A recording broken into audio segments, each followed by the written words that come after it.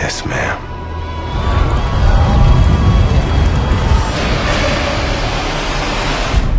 From what I learned in this movie, the people of Mars, they invented ships that fly in the air, but not pants. Wow. I mean, you are just watching closely. I mean, just because you don't see the pants doesn't mean they don't exist. For argument's sakes. No, they didn't. They invented little shorts. What was your reaction when you first saw your costumes? I knew they were going to be small, and I am actually the one who put them on and said, okay, the cut's going to be weird, we should probably cut them higher. There you go. It was cool. I had two different ones. I had one that was made out of metal, which was incredibly heavy, looked great, and was my ceremonial gear. And then I had another made out of plastic, which was my fighting outfit. Once you're in that sort of brilliantly designed costume, you do feel the part. You've very little acting required. So the costume helped a lot, and very often it works against you. So how much backstory did you work into the whole history of the alien races? We worked in quite a bit. I mean, so much of it's in the books that all it really took was just to have to break open any of the 11 books and figure out what Burroughs was planning. I also lucked out because the books are 100 years old.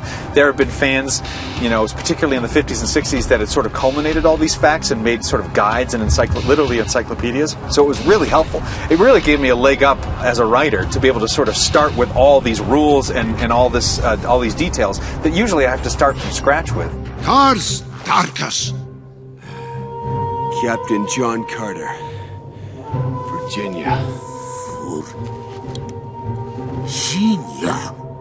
When I saw Taylor, I saw a guy that really knew how to play a guy, you know, that was damaged goods, that was a little broken, but had a good heart deep down, even if he was hiding it. And I said that's exactly what the character needs. And plus, he looked like John Carter.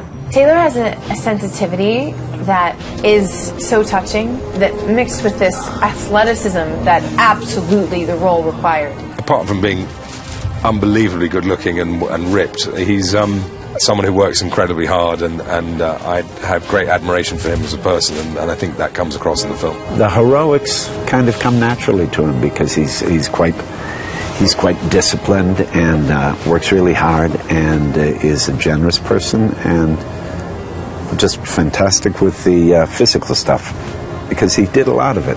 And I'm not just talking about stunt work. I mean, it's a very physical role. And I think he did an incredible job rising to the challenge. Then Earth, us. That is Jasum.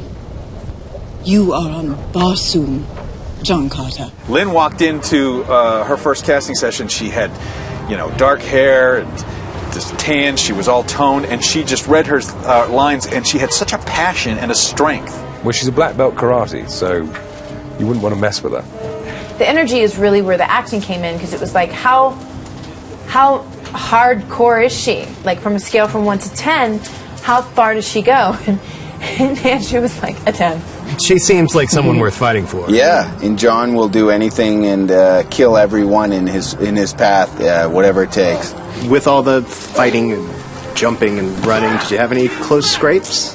One time the rig fell on us. I think it was like 100+ jump that we had, a fall, and then right when we landed, the wire snapped. I thought I had broken my nose, and I kept screaming, "My nose! My nose!" And Taylor just went and sat in the seat. And he had hit his head, too. More on her, thankfully, than me. And it ended up we were totally fine, but that was really the only time. We were so safe. Yeah, we were testing fate for a minute there. One element of this movie I really liked is there's this buddy movie element. It's true. Between Tarzan and John. Both have their peculiarities. They're Mutt and Jeff. There's lots of possibility for misunderstanding. They're so different. They're from different worlds. So it happens naturally. And then just for the actors, Taylor and I think, we had a good rapport with each other as soon as we met each other. You are ugly, but you are beautiful. You will fight for us! Any day you can wake up and go to work with an Andrew Stanton, a Willem Dafoe, a Mark Strong, a Dominic West, these guys. I mean, he's a legend, man, and for a reason, and when you get to work with him, you understand why. Looking forward, I'm assuming, going to jump at the chance, like literally? To do another? Yes. Absolutely. Yeah. I'd like to sleep a bit before we go again, Just give me a couple, let me just sleep. That's all I want, and then I'll go back and I'll engage. But yeah, of course.